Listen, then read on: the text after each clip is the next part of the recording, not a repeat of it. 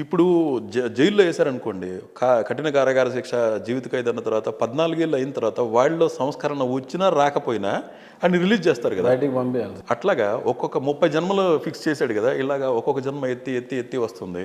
ఈ సోల్ యొక్క ట్రావెల్ మీరు గమనించారు. ఇప్పుడు మీకు ఏమనిపిస్తుంది? ఎవరైనా ఇప్పుడు మీరు ఈ జన్మలు ఇక్కడ ఉన్నారు కదా, నేను నా పిల్లలు నా తల్లిదండ్రులు ఈ కీర్తి ప్రతిష్టలు ఇవన్నీ ఉన్న తర్వాత ఈ సోల్ జర్నీని చూసిన తర్వాత ఇప్పుడు మీకేమనిపిస్తుంది? ఈ తల్లిదండ్రులు ఒక వాహకంగా నేను వచ్చానే తప్ప నా పిల్లలని ఒక ఆరాటం, నేను ఆ జన్మలో ఆ మౌల్డ్లో ఇరుక్కుపోయి ఉన్నా. ఇప్పుడు ఆ ప్రకారమే మీ మనసు నడుస్తుంది. అంతే కదా. ఇప్పుడు ఆ పైన ఉన్న సోలు వద్దరా బాబు, దాంట్లో ఏమి లేదు, దాన్ని నమ్మబాకి, ఇదంతా తాత్కాలికం అంతే కదా అనిపిస్తుంది కదా. ఏది మీది కాని దాని గురించి ఆరాటపడుతున్నారు. ఆరాటం పోరాటం అదే శిక్ష.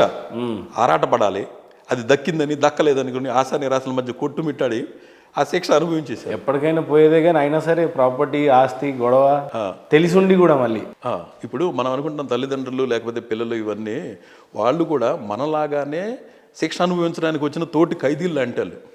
ఇప్పుడు 10 రోజులు మనతో ఒకడు జైల్లో ఉన్నాడు అనుకోండి, వాడితో ఒక అనుబంధం ఉంటుంది. 10 నెలలు ఉన్నాడు అనుకోండి, ఒక అనుబంధం ఉంటుంది. 10 ఏళ్ళు ఉన్నాడు అనుకోండి, ఒక అనుబంధం ఉంటుంది. ఆడు మనకన్నా ముందు రిలీజ్ వెళ్తున్నాడు అనుకోండి, అరే ఎప్పుడే వెళ్తున్నావు అంటే ఆడికి బయటికి వెళ్ళిన తర్వాత ఒక లైఫ్ ఉంది.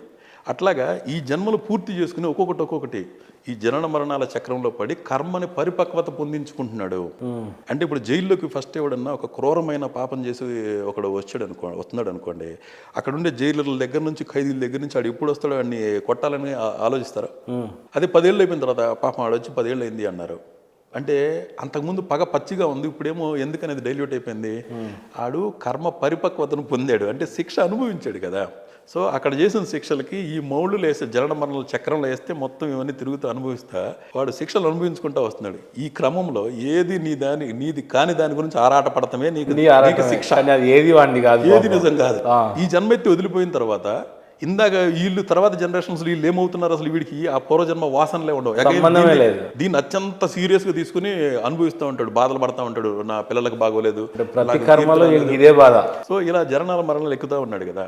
ఈ మధ్యలో క్రమంలో లాస్ట్లో మీలో పరివర్తన వచ్చినా రాకపోయినా లాస్ట్ జన్మ వచ్చేటప్పటికి మిమ్మల్ని ఏం చేస్తుంది? మోక్షానికి ముందు జన్మ మొక్క అని ఎందుకు అన్నాను ఇవంతా నా థీరీలే, ఎక్కడ రాసిలేవు.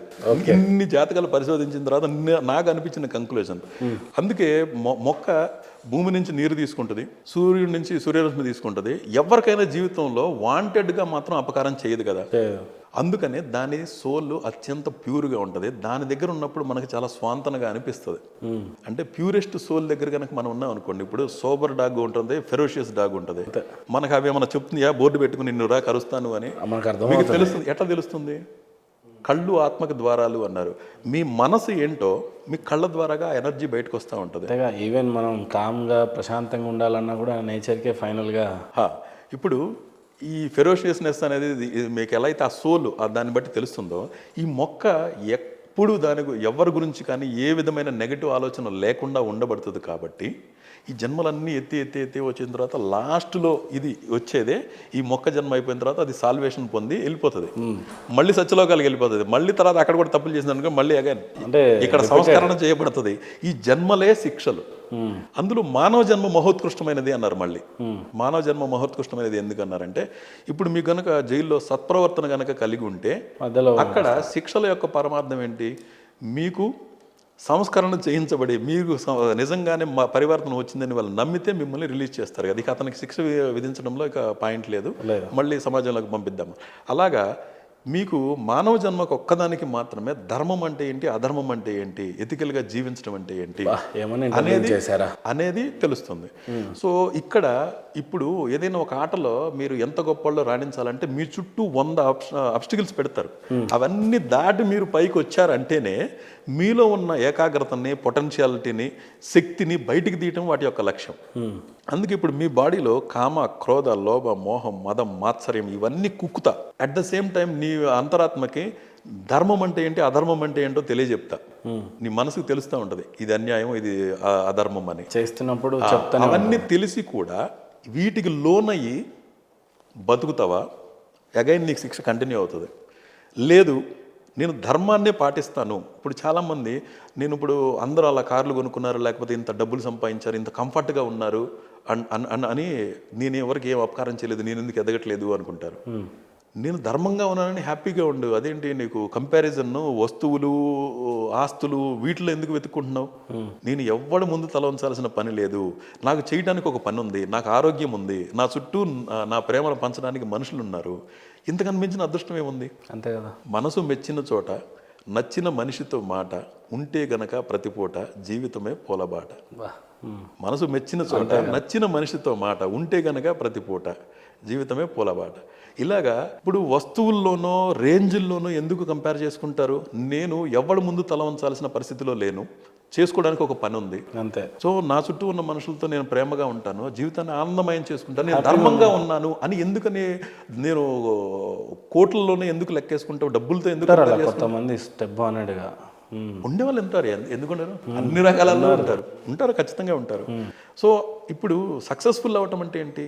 నేను ప్రశాంతంగా హ్యాపీగా ఉండటాన్ని సక్సెస్ఫుల్గా నేను కోరుకుంటాను. ఇప్పుడు భూటాన్లో వాళ్ళు ఏమంటారంటే హ్యాపీ కోషెంట్ ఎంత ఉందో, ఎవరికి ఎక్కువ ఉందో, ఏ దేశంలో ఎక్కువ ఉందో క్యాలిక్యులేట్ చేయండి అని వాళ్ళు అడుగుతారు. మన వాళ్ళేమో మా ఎకానమీ ట్రిలియన్స్లోకి వెళ్ళిపోయింది, ఇంత రేంజ్లో ఉన్నాం మేమని చెప్తారు కదా. మీ దేశంలో ఎవరు ఎక్కువ హ్యాపీగా ఉన్నారు, ఎంతమంది ఎక్కువ హ్యాపీగా ఉన్నారో లెక్క కట్టండి, దాంట్లో మేమే ఫస్ట్ వస్తామంటారు వాళ్ళు అదే అంటారు. అట్లాగా ఏ మనిషి హ్యాపీగా ఉన్నాడు? నాకు ఈ జీవితంలో లభించింది, నేను ఒక వృత్తిని ఎంచుకోబడ్డాను, దాంట్లో నాకు ఎథికల్గా నేను పనిచేస్తాను, ధర్మంగా కృషి చేస్తాను, నేను ధర్మంగా ఉండటాన్ని ప్రతి నిమిషం ఎంజాయ్ చేస్తున్నాను నేను. సో అంతే తప్ప నేను ఇన్ని కార్లు కొన్నాను, నాకు ఇంత కోట్ల డబ్బు ఉంది, లేకపోతే నేను ఇలా ఉన్నాను అని కంపేర్ చేసుకుంటే, వాటిని కంపేర్ చేసుకుంటే నీకు ఆనందం రాదు. కాబట్టి ధర్మంగా ఉండటాన్ని ప్రతి నిమిషం ఫీల్ అవ్వు, గ్రేట్గా ఫీల్ అవ్వు. అదే అది ఆ సాధన ఎవరైతే చేస్తారో సత్యవ్రతం అంటారు. అంటే సత్యాన్నే నమ్ముకునుండు, ధర్మాన్నే నమ్ముకునుండు. ధర్మం అంటే ఇతరులకి మనం ఎవరైనా మనకి ఏదన్నా చేస్తే మనం బాధపడతాం అనుకోండి, అది ఇతరులకి నువ్వు చేయకుండా జీవించడమే ధర్మంగా జీవించడం. సింపుల్ డెఫినేషన్ అది. మన మీద ఎవరైనా చాడీలు చెప్పారు, మనం బాధపడ్డాం, అది జీవితం ఇంకోటి చేయి. మాకు ఒకడు పాలమ్మేవాడు 50 రూపాయలు దాన్ని 55 రూపాయలకి అమ్మాడు, ప్రాఫిట్ వేసినాయి. అట్లా కాకుండా 100 రూపాయలకి అమ్ముతున్నాడు, కల్తీ చేసి అమ్మాడు అనుకోండి, బాధపడ్డావు. నువ్వే బిజినెస్ చేస్తున్నావు, దాంట్లో అలా చేయి మాకు. కరెక్ట్.